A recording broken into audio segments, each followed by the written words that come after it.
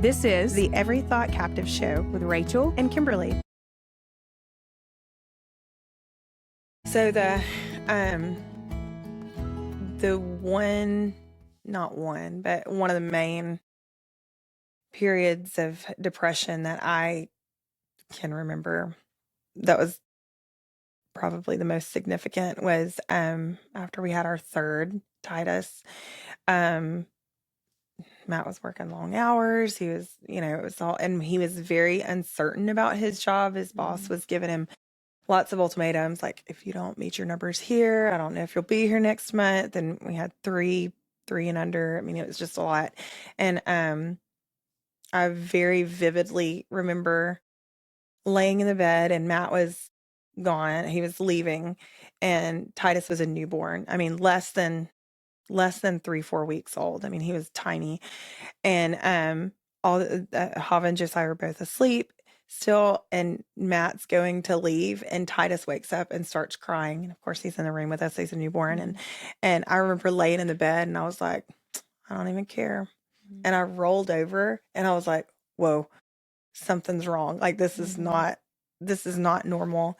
And I remember crying all day long, like all day long.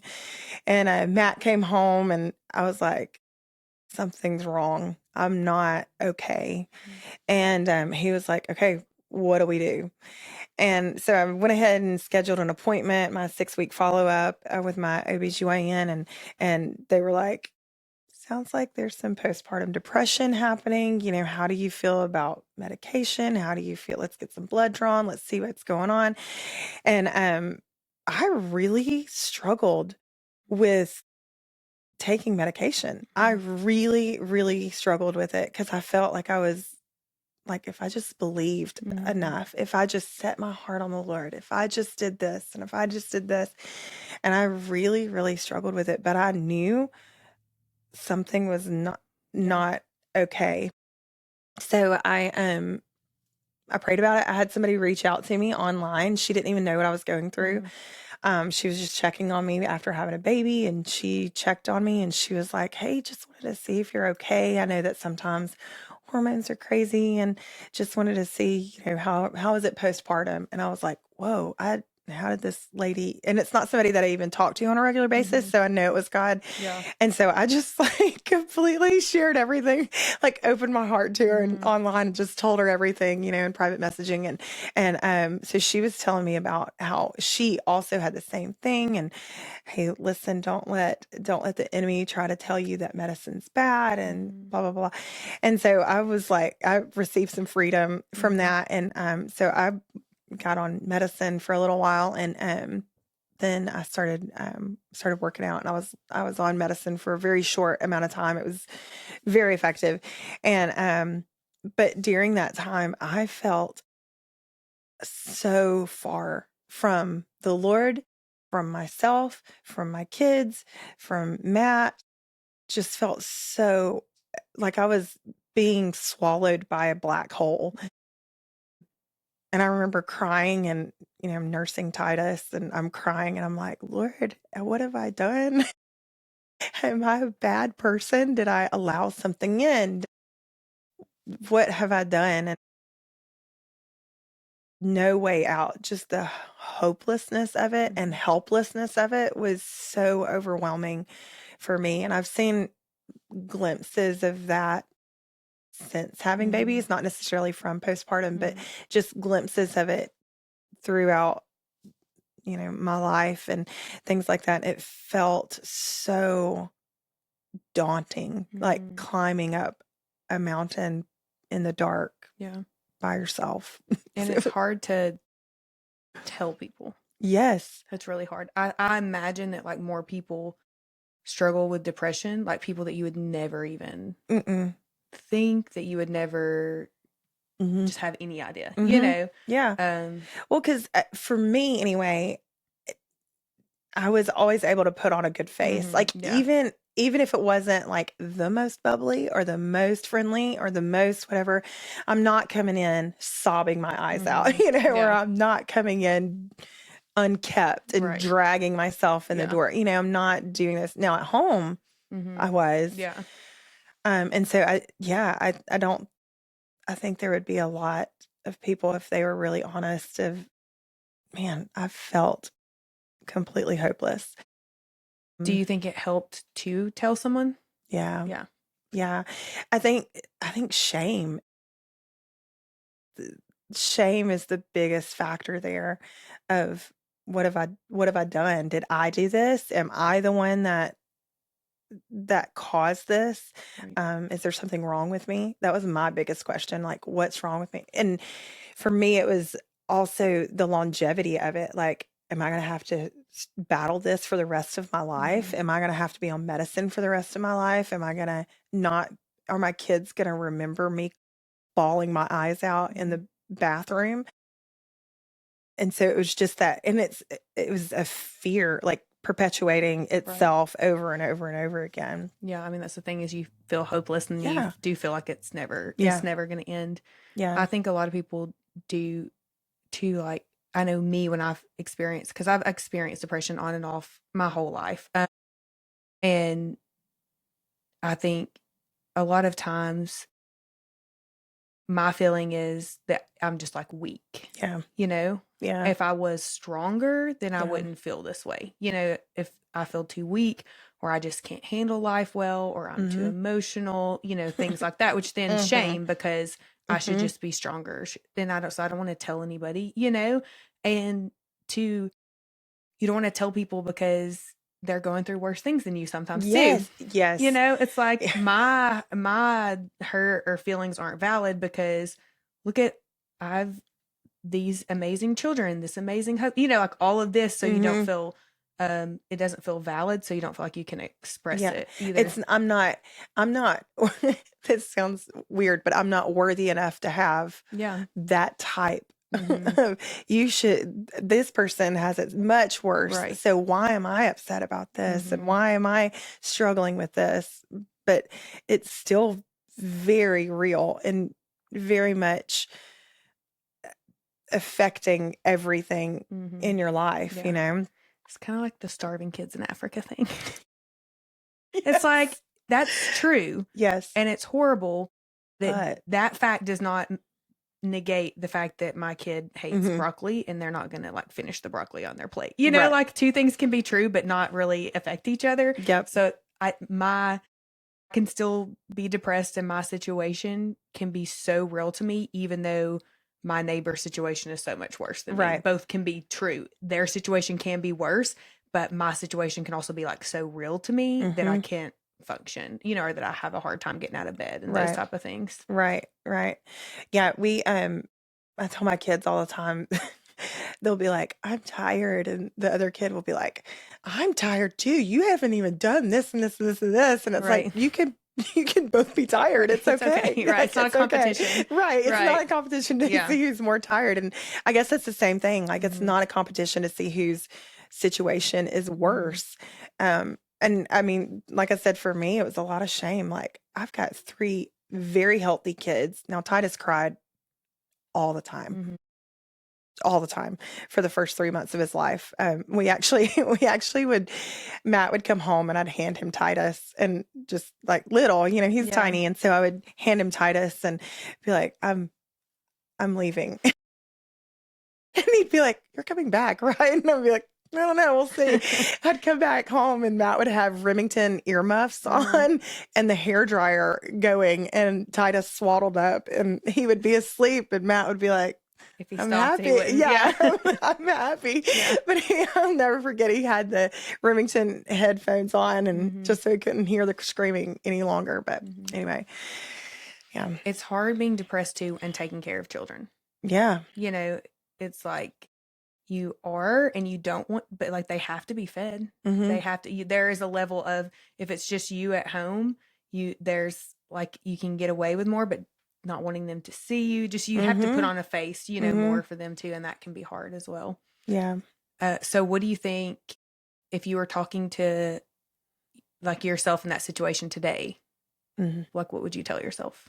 I would, oh man. Or when you encounter those like seasons, you know, how do you deal with it now? Yeah, first of all, I would probably give myself a really big hug because that's what I needed most in those moments. I needed somebody to tell me what I was feeling. Like, oh, I recognize this, so this is what you need. Yeah, I didn't even know what to ask for, but seeing somebody in that situation, I would definitely ask them to give themselves grace. Like, you're not alone in this. I know it feels like you're alone. You're not alone in this. And then also, I would tell myself not to be scared to ask for help, whether that be around the house, whether that be prayer, whether it be I need somebody to cook me a meal. I need somebody to take my children. I need somebody to do whatever it is. And no matter how, and battling that guilt of, oh, I can't do it, like I'm failing or somebody else has it so much worse. Yeah. But I think that would probably be my biggest thing is I needed somebody to recognize it for me, and tell me what I needed. Right. So how do you handle it like spiritually when you encounter those like even just feelings of when you start to like just starts to come over you, like you start to feel it? Yeah. Like how do you are there things that you do strategically, spiritually to try to like spiritually or even just physically, whatever? Yeah. Usually if I feel myself starting to get in like the blah, that melancholy place of I don't really have any goals. I really don't want to do anything. For me, one of the first things I do is I try to move my body. So whether it's go for a walk, go sweat, go run, go something. And honestly, I try not to do it by myself because that's usually where I call it spiraling. So it just starts spiraling, right. And your one thought leads to a friend or somebody. I try to take a friend or, I'll grab Matt every once in a while and be like, all right, time to go for a walk, and he's like, no. And I'm like, yes, we're going for a walk, we'll go for a walk or something like that. That's usually we'll walk like 10 miles too. Just take off running. We're not done yet. Keep going. Keep going. But that's usually, I try to get my physical body moving first. And if I'm still like, oh man, usually, I'm very honest with the Lord. I'm like, I feel terrible. I don't know what it is. I don't feel connected. I'm not feeling loved. I'm not feeling like you love me and like I love you. And I know those things are there, but I'm not feeling them. And so for me, I try to be really honest with myself. And I also try to pick out where it came from. Like, was there something, is this just, as women, is this just hormonal? Is this situational? Is this circumstantial? Did I put myself in this frame of thought, or is it more things around me? Right. And am I looking at it incorrectly? You know what I mean? Like having those situations where you're like, so what do you do when there's a situation? I know of a situation, but I don't know if you want to say it, but like that changes your life completely and is completely out of your control and you don't know what the future's going to be like. Like, how do you battle it in that situation? Or do you struggle with depression when you hit that situation? Or do you just go into like fight mode? Like, we're going to power through it. Because I know you're more of a power through it. I'm like a shutting down. Yeah. It's just all, yeah. I'm trying to think. Sorry. I'm trying to think of like the very honest response to it. What situation were you thinking of? With Matt's job. Oh, yeah. Yeah. Like a situation like that that's like changes your whole life, you know? For me, I very much like, let's just power through. And I don't think about what it looks like. You don't even think about what the future is going to look like. You're just like we're just going to go through today and then the next day. We're going to do this and we're going to see what happens. That's probably better though, because a lot of times when you're depressed, but when you're depressed and you do think too far into the future, it just produces worry. It's like you can't you can't change what a year from now looks like. Yeah. Or 6 months from now. You can do today what you can do today, but you can't, so sometimes even just pulling back from even thinking about the future when you're depressed and just think about, what can I do today? Can I take a walk today? Yeah. Can I read the word today? Can I turn on worship music today? Can I ask a friend to go out to eat? Just like really just like honing in and focusing on what you can do and not what feels hopeless and out of your control, those type of things. I'm definitely more of a do what's in front of you, do what's before you. However, that catches up to me, especially when things compound. I know we had a season of our life 2 years ago. I was pregnant with our last baby, and Matt had lost his job. I had been in a car accident. One of our sons had a really severe bike accident, and it literally felt like things were piling on top of each other. And I was like, nope, I'm good. Nope, I'm good. Nope, I'm good. And then I was at church. And it was it was a Wednesday night. So not a lot of people were there. And it was a Wednesday night. And I think it was you and Jessica came up to me, and you were like, we just feel like we need to pray. And I was like, what? And I was like, I was doing so good. Yeah. But it was all I could do. It was like that's as far as I could carry myself under my own strength and under my own willpower to do it. And, so it does catch up. It's not like I can shoulder it and soldier on, It's a fine balance though, because I think depression for me, it makes me not want to do anything.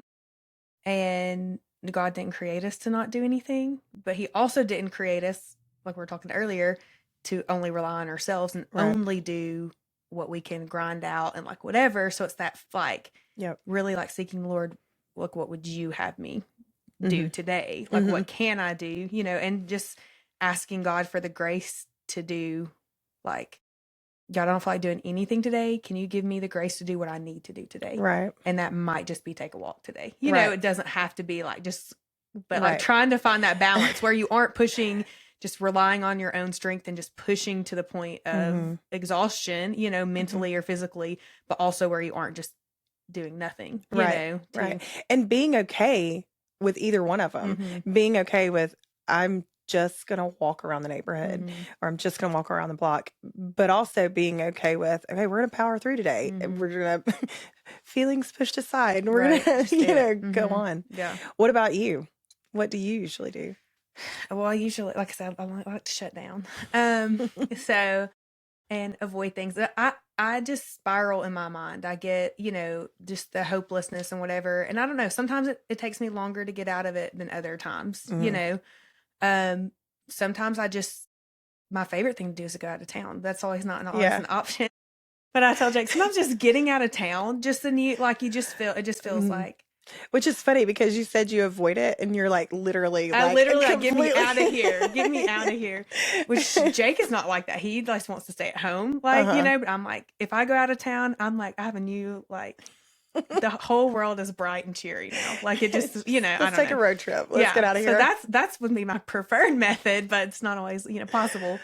A lot of what I do is, listen to worship music, like just try to like pump up worship music. Like, like I don't feel like listening to this song, but we're just going to listen to it, So sometimes I'll walk and listen to it or ride in the car and listen to it.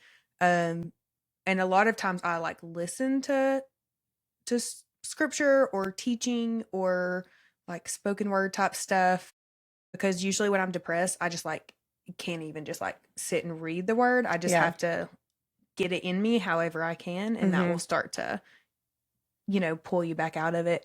And just do my best to remind myself of all the times God has brought me out of similar situations, all the times that his faithfulness, I feel like I'm definitely on a journey of trusting God, of like learning what it really means to trust God, realizing that I don't trust God, like that I thought I did, but I don't trust God. So I feel like a lot of times right now in my mind, I'm like going through these situations and I just like hear like, do you trust me? And I'm like, I don't know.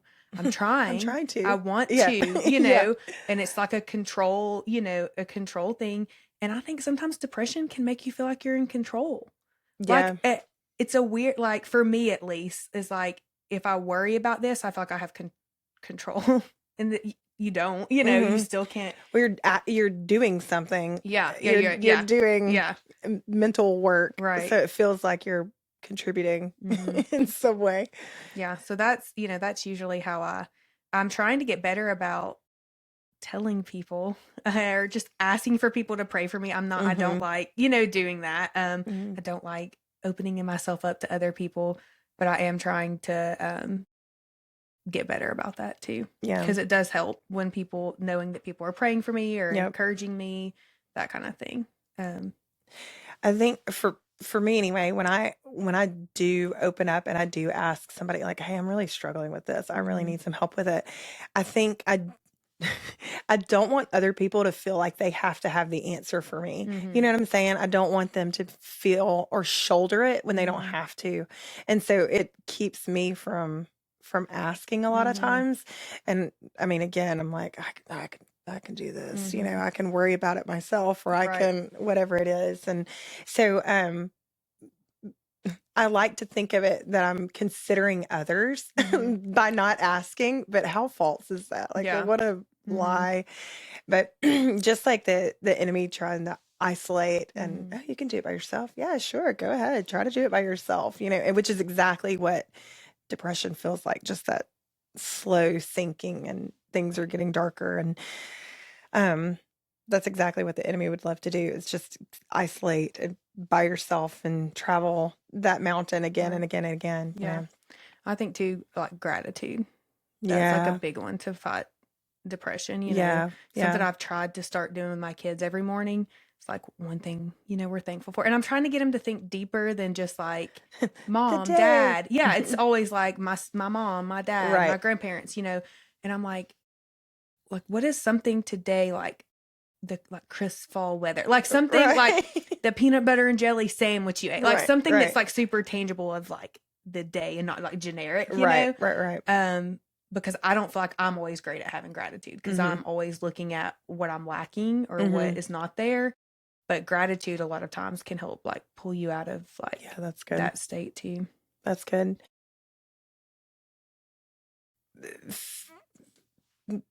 Gratitude, it's almost like gratitude births more gratitude. So the more you do it, the more you have of it. It's like you're able to recognize it more.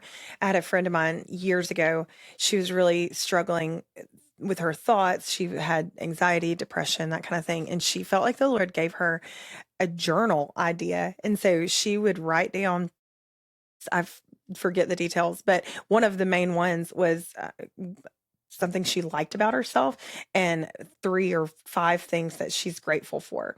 And I mean, at the end of this season, I think God had her do it for a year or something like that. And at the end of this year, I mean, it was like just list after list after list of all the things that she's grateful for. And it literally changed her life. I mean, she is a completely different person after that season. And obviously it wasn't easy all the time, but shifting focus. I think of the scripture in Psalms where David's like, "Why are you downcast, oh my soul? Put your hope in God." Like I can almost see him like, come on, snap out of it, Yeah, he was having to like say it to make himself get there. Yeah. Yeah. And I think it's the switching from your soul and your situation, your circumstance, your outlook to the higher perspective. His ways are higher than our ways. His thoughts are higher than our thoughts. And gratitude does that. Goes from situational, this is where we are right this second, to but this is where God sees it. And I think that is, man, that might be just the best key is gratitude to get out of those depressive moments. Yeah.